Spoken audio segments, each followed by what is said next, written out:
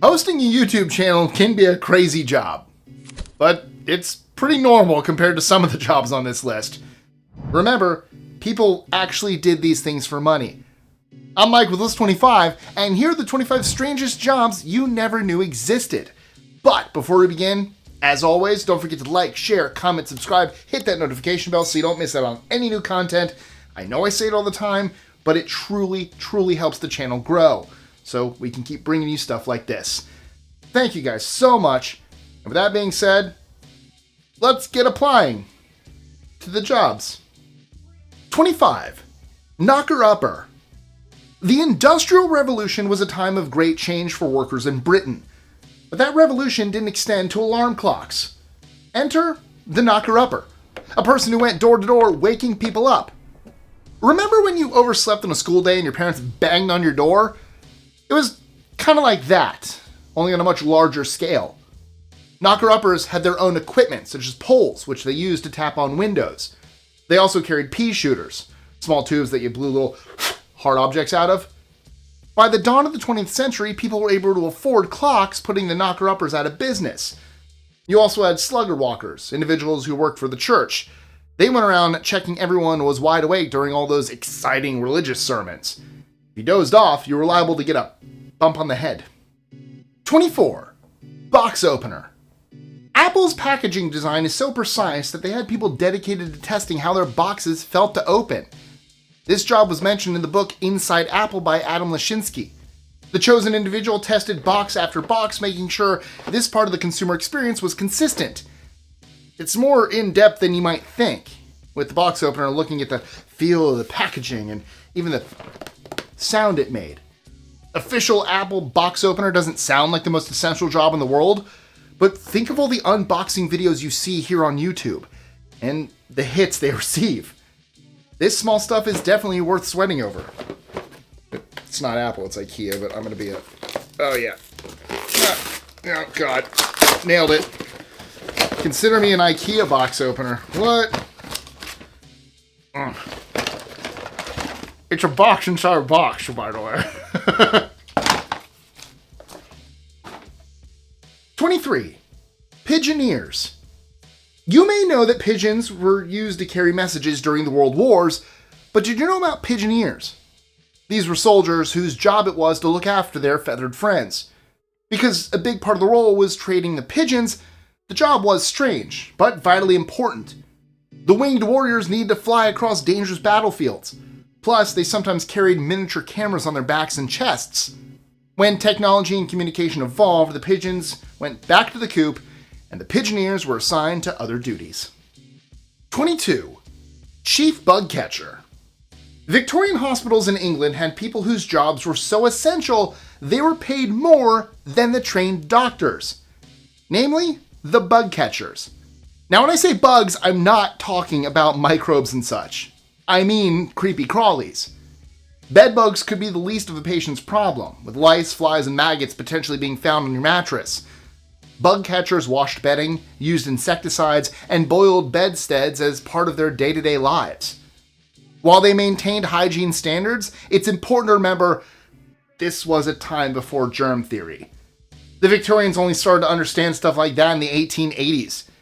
Chief bug catchers may have gone out of style, but they helped lay the foundation for health and safety in British medical institutions. 21. Planetary Protection Officer. This job sounds dramatic. However, the reality of it is more low-key. NASA's planetary protection officers focus on things that could contaminate our world through space travel. For example, microscopic organisms from beyond the stars might hitch a ride back to Earth, resulting in a possible medical emergency. This works both ways, with NASA taking great care to ensure we don't carry anything nasty when visiting outer space and putting things on planets. The officers oversee guidance and compliance, making sure every stage of the process is bug-free. Whether you're blasting off or touching down, you'll be as clean as a whistle. Or whatever the alien equivalent of a whistle is. 20. Sin Eater. Did you know your soul can be contained in a biscuit? Oh, that's what they appeared to have believed in the 17th century in England anyway. Where there are biscuits, there are people who want to eat them. though the job of Sin Eater was more about spiritual purity than hunger. They were hired to consume so-called funeral biscuits, which were left close to the body. The biscuit was said to absorb the sins of the deceased. By munching on the biscuit, a Sin Eater wiped the slate clean, making the dearly departed more acceptable for the next life. Not that it was a great deal for the Sin Eater, who piled on the sins as well as the calories. This fascinating and morbid tradition continued until the early 20th century, according to some sources. Just reminds me of Soul Eater. If you haven't seen it and you like anime, give it a shot. Soul Eater is great. 19. Greenlight teams. This has to be one of the most dangerous jobs in history. The Greenlight teams were part of the US Special Forces, and they carried nukes on their backs. Yeah, you heard me right. The strange plan, which never got beyond the test stage, was thought up in 1962. At that time, America was engaged in the Cold War. The weapons they carried were SADMs, or Special Atomic Demolition Munitions, weighing 58 pounds. They were also known as Greenlight devices, and were small enough to fit inside a backpack. They were portable and convenient, if you can apply that word to nuclear weaponry. There are records of soldiers parachuting out of helicopters with SADMs strapped to them. Greenlight teams were intended to operate behind enemy lines with the aim of taking the fight to the Soviets. It's a powerful concept, but you can see why it never got off the ground. 18. The Executioner. Performing live can be tough, and it's even tougher when you come face to face with someone called the Executioner. This was the nickname for a character seen at the legendary Apollo Theater in Harlem, who appears during amateur night at the club. His job is to clear unpopular acts from the stage. He does this, not with an axe, but a broom, making his name a little curious. Shouldn't they be calling him the Sweeper? Well, it turns out the Executioner is there for fun rather than a harsh judgment on someone being heckled. The role was created in the 50s by Howard Sandman Sims, who also portrayed the character. One of his successors is comedian and impersonator C.P. Lacey, who's held the position, and the broom, for the longest period of time. 17. Teaser Stallion. Brace yourself, because you're about to hear a strange story about horses. Stallions are known for riding around, but they also need to get jiggy with it, like any other species. Teaser stallions are basically the sex inspectors of the equine world. They're sent in to work out if a female horse is ready for mating. The teaser stallion observes stuff like tail movements and any sounds the mare is making. She might even urinate if she's in the mood. Sometimes the teaser stallion shows his own interest in doing the deed, nuzzling the female in an attempt to get some action, but unfortunately for him, he doesn't perform the task himself. The job of stud is reserved for another stallion, making the role pretty frustrating overall. 16. Bear leaders. A bear leader can be someone who works as a kind of traveling teacher, but that is not the description I'm interested in today. Not when the other definition applies, that of a bear trainer who took part in some unpleasant business. I'm talking specifically about bear baiting, the horrible so-called sport where bears are made to fight dogs and other animals. I won't go into too much detail about that. Thankfully, it was made illegal in 1835. However, back in the Middle Ages and the Tudor era in England, bear leaders were called upon to train up grizzlies so they could be chained and subjected to degrading and dangerous treatment. Bizarrely, these individuals were described as entertainers.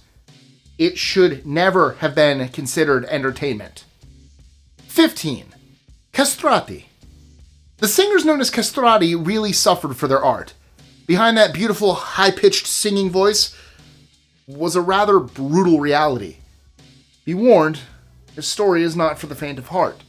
To stop boys' vocal cords from being affected by puberty, their testicles were severed, guaranteeing great entertainment for audiences, but giving the castrati health problems such as thinning bones. This strange practice is thought to come from the ancient Byzantine Empire, and it was strongly associated with the Roman Catholic faith. Castrati would perform in churches, and they were heard often between the 16th and 18th centuries. They still performed in the Vatican up until the early 20th century, with the last castrato, Alessandro Moreschi, retiring in 1913. 14. Professional mourners. Be wary. That person mourning at the graveside may not be what they seem. The UK and China are known for using professional mourners to ramp up the sense of loss at funerals. While this sounds like a modern-day money-making opportunity, the job actually goes back to cultures like the ancient Egyptians. Part mourner, part entertainer, the role is intended to honor the passing of a human being, no matter how low profile they were, and give comfort and hope to those left behind. 13. Pro pumpers. He who smelt it, dealt it, as the old saying goes. Of course, this rule doesn't apply to our next job, which is farting for financial gain. What is the name of the person who engaged in this crazy activity? Roland the Farter. He let rip for King Henry II, who ruled England between the mid and late 12th century.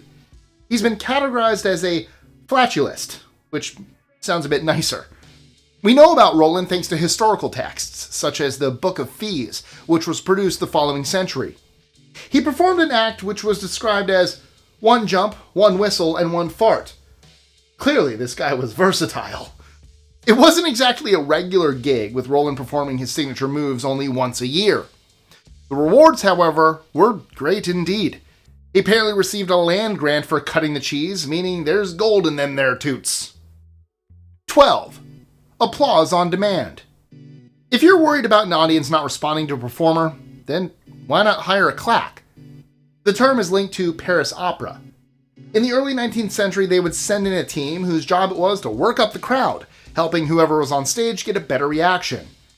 They were essentially professional applauders, with claque translating into English as slap. But there was more to them than that. A claque would have different team members with their own separate parts to play. There was a chef de claque, or leader, who worked with the rire, who cracked up on demand. Then you had the pleur, who cried out, and finally the bisseur. That job focused on encouraging an encore where acts are asked to keep going by the audience. It is cheating to hire people like this, however the claque was clearly seen as an important part of live performance in France. I'm waiting for the applause, come on. I hired my claque, where are they? I'm not paying them. 11. Bike fisher. Did you know there are more bicycles in Amsterdam than there are people? That makes the job of bike fisher pretty important in the grand scheme of things. They travel by water, working from a barge so they can retrieve bikes that have been dropped into the canals. Bike fishers use cranes to fish out the rusty vehicles, which sounds surprisingly heavy duty. I mean, aren't they just pulling out a few bikes?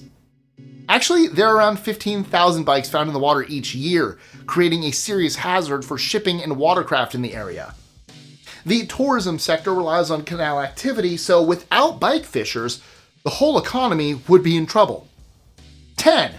Netflix taggers. It's easy to view the Netflix algorithm as something that runs itself. However, the truth is, it needs human beings to supply information in the first place. That's where the Netflix taggers, or content analysts, come in. They create a group of tags which are assigned to each series, movie, and documentary. The tags are then used by the algorithm to send you stuff you might like to watch. Covering tags and other watching duties, taggers are a thing, but as you can imagine, this is an in-demand role. In 2014, it was reported that only around 40 taggers are employed by the company worldwide. 9. VA emblems. You may have noticed emblems attached to the graves of US veterans. These are supplied by the VA, or the Department of Veterans Affairs, who make the emblems from materials such as granite, bronze, marble, and even stainless steel. The VA emblem has various meanings, displaying information from someone's rank to their religious beliefs. Unlike the military, which is all about teamwork and being part of a whole, emblems are more of a personal thing. They encompass many faiths and cultures, reflecting the diversity of the armed forces and the people who serve in them. 8. Pet food tasters. We love animals, but do we love them enough to eat their food? Companies employ pet food tasters who are actually paid to put this stuff in their mouth. Thankfully, they don't have to swallow it. They taste it and then spit it out. These brave men and women are looking for details such as nutritional value, texture, and of course, a decent flavor. They also consider the smell of the product, which must be quite demanding because pet food doesn't really have the most pleasant aroma in the world. They report their findings back to the company, who then use them in creating the finished product. How much does a pet food taster make? Some reports say as much as $120,000 a year.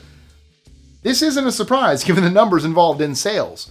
It's an industry worth tens of billions of dollars, meaning the quality has to be pretty high. 7.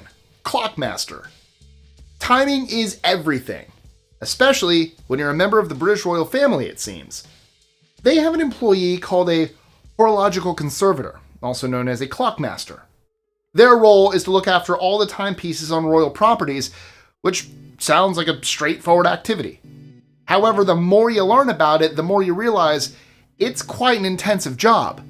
That's because the royals love their clocks, with over 1,000 needing to be maintained. Just imagine the daily routine of this person, having to wind hundreds of devices, making sure each one keeps perfect time. Don't even get me started on daylight savings and other adjustments. The next time someone tells you their job is time-consuming, you might want to tell them about the Royal Clockmaster. 6. Sleep Concierge. Some people sleep on the job, while others make sleep their job. This is the Sleep Concierge at the Benjamin Hotel in New York. He's here to help you with all your slumbering needs, such as perfect pillows and magnificent mattresses. The concierge's role includes teaching you how to relax and supplying sound machines for sleep-friendly acoustics. Food is also covered by the Sleep Concierge, who can advise you on what to eat before bedtime. Here's an interesting bonus fact. Have you heard the old story about cheese giving you nightmares? Well, that isn't actually a thing. At least it hasn't been scientifically proven, so tuck into that gorgonzola and grab some shut-eye with confidence. 5. Dabbawalas of Mumbai. Meals on Wheels don't get spicier than this. The Dabbawalas of Mumbai, also known as the Mumbai Tiffin Box Suppliers Association, are famous in India for their food deliveries. This isn't some mass-produced Deliveroo or Uber Eats type situation. The organization offers home-cooked food, which is transported from people's kitchens to the workplace, where you can enjoy a fresh and delicious meal to get you through the rest of your day. Renowned for their efficiency, the Dabbawalas use bikes and trains to get the lunches where they need to go. Much of their success is their coding system. This is made up of colors and symbols and seem to work better than more modern systems. They also take the empty boxes back, with customers saving on time and also waste. 4. Cool hunters.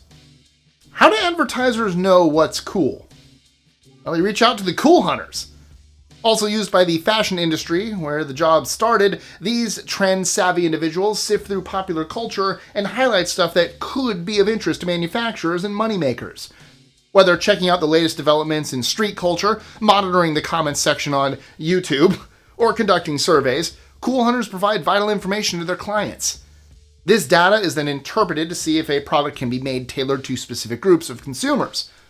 Bonus fact, cool hunters are typically kicked out of the education system for being too cool for school. Alright, so I made that last part up, but wouldn't it be awesome if it were true? 3. Agent Million. In case you haven't heard of premium bonds, they're a kind of lottery sponsored by the UK government. You make small investments, and instead of being charged interest, you potentially win big cash prizes. One prize is an eye-watering sum of £1 million sent to you by National Savings and Investments, or NS&I. How do you know if you've won? You receive a knock at the door from a person dubbed Agent Million. This female dream maker delivers the happy news, changing people's lives and generating much-needed publicity. They hand over an envelope with the prize details, and they also carry bouquets of flowers to increase the sense of celebration. This strange, yet exciting tradition began in 1994, and like James Bond, there's more than one Agent Million, with 5 women in total playing the role nationwide. 2. Corn Detasselers. Corn isn't as simple as it looks. The crop has to be worked on for maximum productivity, and this includes a job called corn detasseling. A tassel is the part of the corn that flowers at the top and releases pollen. Dedicated corn detasselers go to each and every plant so they can extract this tassel. Why do they do this? The separated tassel and its pollen are used to cross-pollinate the female corn, which creates a hybrid product. It all sounds very mad scientist, however, there's a method behind this madness. The hybrid corn yields better, is more resistant to conditions like drought, and it also develops less diseases. That's right, corn can be diseased, with infections including leaf blight and rust, where red spots appear through fungus. Without hybrids, we probably wouldn't have the corn supplies we enjoy today. 1. Ornamental hermits. Hermits aren't typically the kind of people you think of having jobs. That said, there was one group of people who were happy to employ them, namely, wealthy landowners. Rich families with big estates had bandstands and fountains and mazes, so it made sense they'd hire an ornamental hermit as well. The idea behind it was to give visitors a flavor of a bygone time when people were free and roamed the land. It was a fictional idea, of course, but it worked. Like a theme park, the property owner created an artificial hermitage for the employees to live in. They would also supply a hermit's costume for the gig, which was basically robes. If selected for this incredible opportunity, you would have to grow a crazy beard and generally become hairier and gnarlier. Additional rules included not speaking and not cutting your finger or toenails. This strange tradition was a fixture of life in 18th and 19th century Europe, where hermit became a paid occupation rather than a lifestyle choice. Now, the world of regular jobs can be strange too. For example, what are companies in China offering people who are young and unemployed? Are they A, offering pretend jobs in exchange for money? B, making them build offices for free? C, training them as stunt performers? Or D, hiring them to train chatbots in exchange for food? Let me know your answers in the comments below. And these crazy jobs just keep coming and coming, with the next video bringing you 25 more of the strangest jobs you've never heard of. Now, were these jobs strange enough for you? Or have you seen stranger ones? Maybe you even have a crazy job yourself. Either way, I'd love to hear about it. Our comment section is always open. Again, don't forget to like, share, comment, subscribe, notification bell, and I'll see you soon for another list. No need to thank me. I'm just doing my job.